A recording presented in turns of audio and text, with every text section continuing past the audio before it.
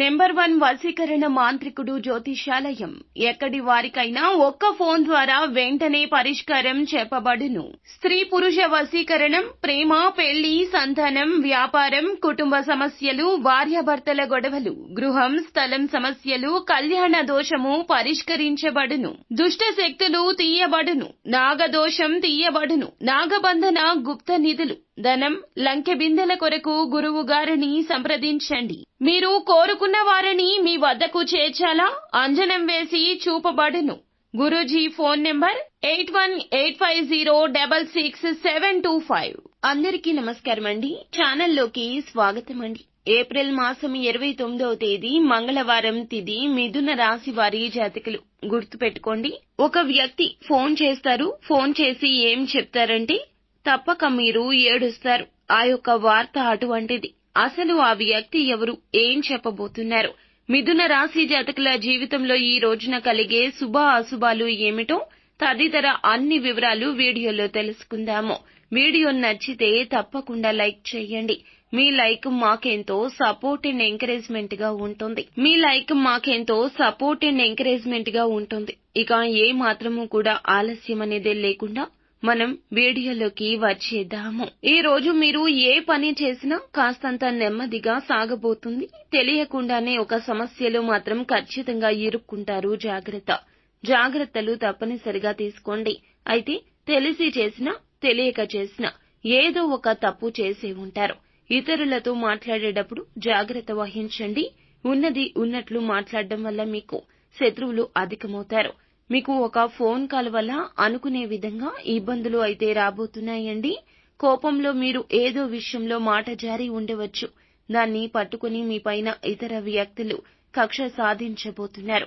మీకైతే ఖచ్చితంగా నిందలు ఎదురు కాబోతున్నాయి. నమ్మినా నమ్మకపోయినా ఇదే వాస్తవం అండి. ఏదైనా విషయం గురించి నిజాలు తెలుసుకుని మీరు మాట్లాడే ప్రయత్నం చేయండి. ఎక్కువ మటుకైతే మీరు మాట్లాడకుండా సైలెంట్ గా ఉండడమే ఉత్తమం. అయితే ఖచ్చితంగా ఈ రోజున ఈ ఫోన్ కాల్ అయితే వస్తుంది. తెలిసి తెలియక తొందరపాటు వల్ల చేసిన తప్పు వల్ల మీరు తిట్లు తినబోతున్నారు. మీకు తెలియకుండానే అది జరిగి తీరుతుంది. కానీ మీపై నిందలు అనేవి ఖచ్చితంగా వస్తాయి. మీరు ఏదైనా మాట్లాడేటప్పుడు మాత్రం ఒకటికి పలుమార్లు చెప్పినా ఇదే చెప్పడం జరుగుతుంది. ఎందుకంటే మీ మాట వల్ల ఈ రోజున అత్యంత ప్రమాదం జరగబోతుంది.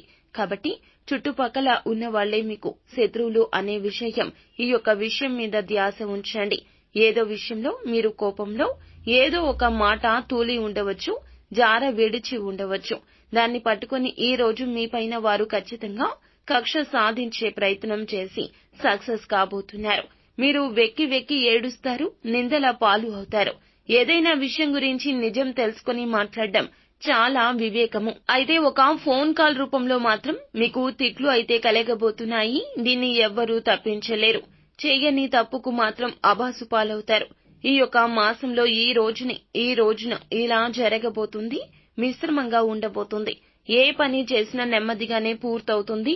తొందరపాటు నిర్ణయాలు అస్సలు మంచివి కావు. కుటుంబంలో ప్రేమలు అయితే పెరగబోతున్నాయి. పాత అనారోగ్య సమస్యలు తీరిపోతాయి.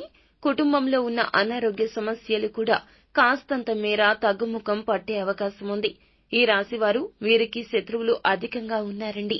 నరదృష్టి ప్రభావం ఈ రోజున మీపైన 100కి 200% ఉంటుంది. కూకటి వేళ్లతో సహా మీ యొక్క ఇబ్బందులను పీకి పక్కన పెట్టే ప్రయత్నం చేయండి. లేదంటే నిరాశతో ఉండిపోతే గనక ఖచ్చితంగా సమస్య ప్రభావం మీ మీద ఇంతింతై వటుడింతై అన్నట్లుగా మీ తల మీదకెక్కి కూర్చుంటుంది. ఇక ఈ రోజు నుండి ఆ యొక్క శనిని కిందకు పెట్టడం మీకు అసాధ్యమైపోతుంది. కావున మిమ్మల్ని మీరే దృఢపరచుకోండి. మానసిక ప్రశాంతత తెచ్చుకునే ప్రయత్నం చేయండి. ఏ పని చేసినా ఈ రోజున నిరాశను పక్కన పెట్టేయండి. ఒకటికి పలుమార్లు చెప్తున్నాము కావున తప్పక జాగ్రత్త తీసుకోండి. అంతేకాకుండా ఏ పెట్టుబడి పెట్టొద్దు, నూతన నిర్ణయాలు తీసుకోవద్దు, ఏ నూతన కార్యక్రమాలు కూడా మొదలు పెట్టొద్దు. ఇబ్బందులు అనేవి చెప్పి రావండి. కాబట్టి జాగ్రత్త వహించడం మీ వంతవుతుంది. మీకు మాత్రం ఈ రోజున ఈ ఫోన్ కాల్ వల్ల మాత్రం చక్కగా తిట్లు పడతాయి. ఆబాసు పాలైపోతారు. తెలిసి తెలియని నిర్ణయాలు తీసుకోవద్దు. పనుల్లో ఆటంకాలు వచ్చే అవకాశం ఉంది. ఆలోచించి నిర్ణయం తీసుకోండి. పనులు వాయిదా వేసుకోకండి. నెమ్మదిగా అయినా సరే పూర్తి చేయండి. పనులు వాయిదా వేస్తే మాత్రం మీ మీద ఉన్న ఇంప్రెషన్, గౌరవం కోల్పోతారు. మీ పక్కన ఉన్న వారిని మీరు ఖచ్చితంగా గమనిస్తూ ఉండండి.